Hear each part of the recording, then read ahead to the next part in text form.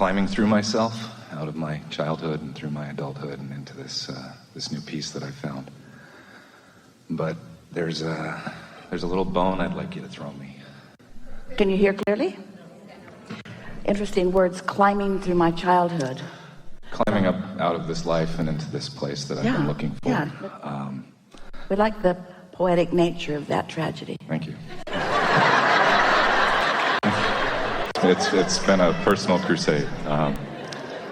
You've been elemental to the changes that I put forth, and I'd like to take that last step, and I'd like to finish getting out of the way of myself. Well, here's the thing. We're really eager to visit with you, and you'll feel movement for sure. And we don't want this to disappoint you, but there's no last step. That's what I was kind of hoping you were going to say. And you really don't want there to ever be a last step, because calibration is so much fun. That's the satisfaction of life, to reach for something that isn't, and then feel it into being, and then witness the cooperation of the universe confirming your alignment. Ooh, that's why you keep coming back. You want more of that. Yeah. I still have fear that I know who I am.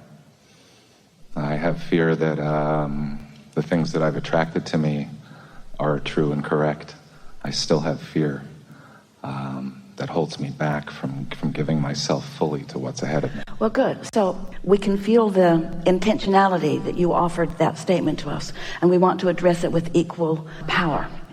Fear is guidance, and fear every single time is saying your inner being disagrees with you. So what you just said is, I have strong beliefs about myself that my inner being disagrees with. That's what you just said. Who do you think we're going to side with?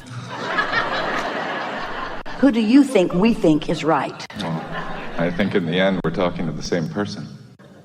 So when you feel fear, it's those things you've picked up along your physical trail that seemed real, that you didn't want to be real, that you don't want to be real, that keep being real. And it's hard to deny what manifests. But you got to understand that the thing that prevents you from moving to who you really are and what you really want is looking at what is. What is the enemy of more. Your memory is really hard on future.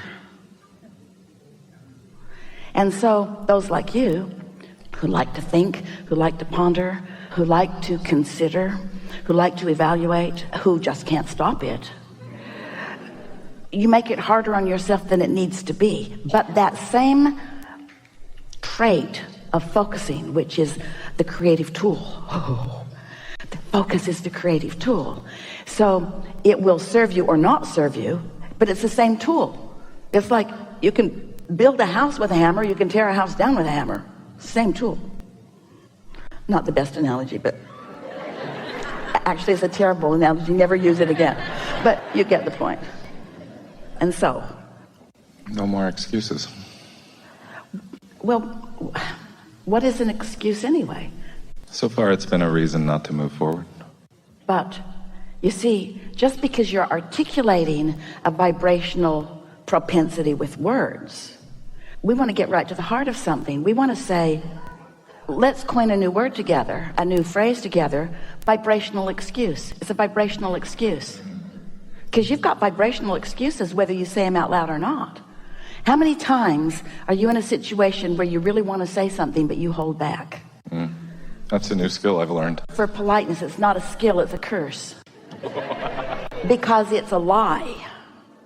And because it confuses things. And because it makes you believe in words instead of in vibration. A vibrational excuse is just a vibration that contradicts desire.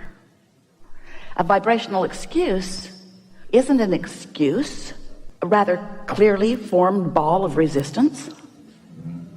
I've gathered this up and I use it anytime I need it to explain why what I really want hasn't come about yet. It's just a habit of thought. So just diffuse it. A belief is just a thought I continue to think. But be nice to yourself when you say that.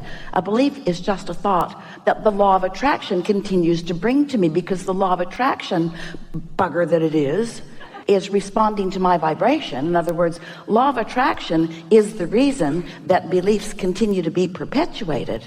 So you have to start at some general place where it's easier to let go of the pieces that don't fit. Do you know a specific excuse is much more problematic than a general one? Because a general excuse is younger, it's newer, it doesn't have the momentum. So the difference between specific and general, let's start it the other way. The difference between general and specific is that the more specific you are, the more momentum there is, because it took more attention to cause the specifics and the momentum. Does that make sense? So you can reverse that. If you've got something that's not working for you, you can begin to generalize it. You can begin to diffuse it. You usually can't let go of it altogether because of the momentum of it and because law of attraction's got hold of it. So you want to talk specifically about an excuse that you would like to let go of, and we can play with it together, or do you want to just do it on your own? My excuse is that I want to hold on to some last vestiges of ego. I feel that... Oh, we want you to too. We want you to too, because your ego is so misunderstood. Well, I mean the negative parts. The parts that want, that still want validation outside of me, instead of coming from within. But here's the thing, this is why this is tricky. Is it wrong for you to want to thrive? I feel like I've been taught that. But is it wrong for you to want to thrive? No. Can you help others thrive from a place of not thriving? No. Not that you're assigned to helping anybody do anything, but we're appealing to your altruistic, imperfect upbringing. I have great intent to help a lot more in my life, so... So, is thriving good or bad? That's good. Let's say you tune. Life has caused you, and even the life you lived before you got here, to create a vibrational reality that is full of manifestational potential. And your inner being is there in the midst of that, focused only upon that, and attracting on your behalf to that. That's your calling. That's your inner being rooting for your thriving in every aspect. And when you deny it, because someone who wasn't thriving didn't understand what thriving really is, and so they made excuses about the benefits of not thriving, and you bought into that. Have you ever met somebody impoverished and not thriving who helped anybody do anything other than complain? So here's your inner being over here, thriving and thriving on your behalf, having gathered all the cooperative components to you, and you denying, you don't let yourself go there because everybody else hasn't already gone to their point of thriving. I'm still imitating the people that came before me. Almost everybody does, but not all of them. Masters have found a way around that resistance. Thrivers have found a way around that resistance. Joyful people have found a way around that resistance. But what is required is you have to let go of what others think, because they don't know. They couldn't possibly understand your point of attraction. They are evaluating your point of attraction through their point of attraction. Esther bought a new house. It cost a lot of money. Much of the world would be critical of her living in a house that cost that much money. So she doesn't invite them to live with her.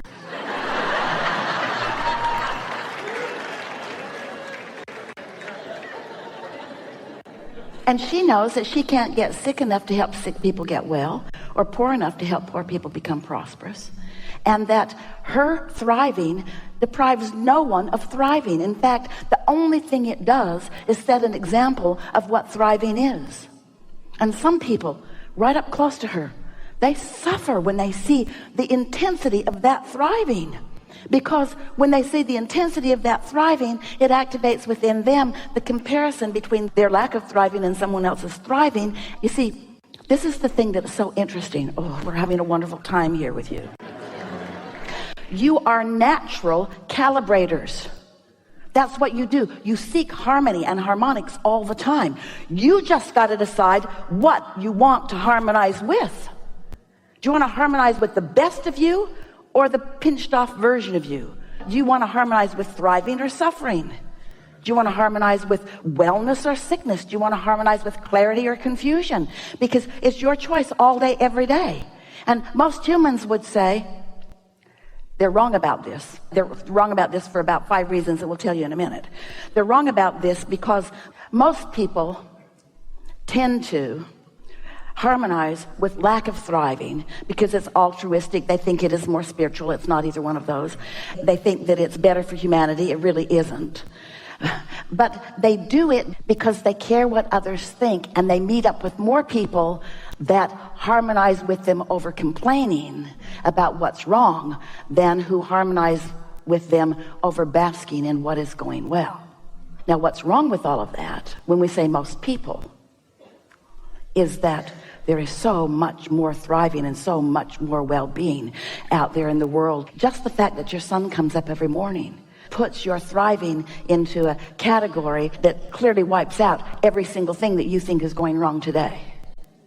Your news outlets go all around the world looking for trouble spots and pinpointing them and highlighting them and amplifying them, and then bring them into your living rooms as if they are anything but that much of a blip in the scheme of things. If the true lack of thriving were indicated on your television screen as you're watching some news report, or as you're watching television, let's say you're watching television all day long, you never turn it off, you're just watching it, and at some point during the day there's a zzz, like a zzz. What was that? Well, that was a representation of all the not well-being on the planet today, zzz, in comparison with the other 24 hours of perfect broadcasting of beautiful things, you see. And so you are like most people. You have let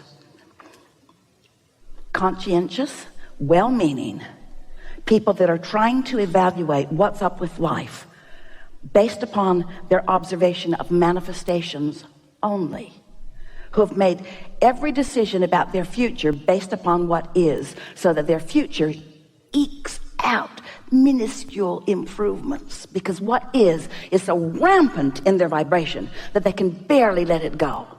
So every day is a new day, different faces, different places, just the same old stuff, because you keep observing what is instead of letting what is be the bouncing off place for who you really are and what you really want.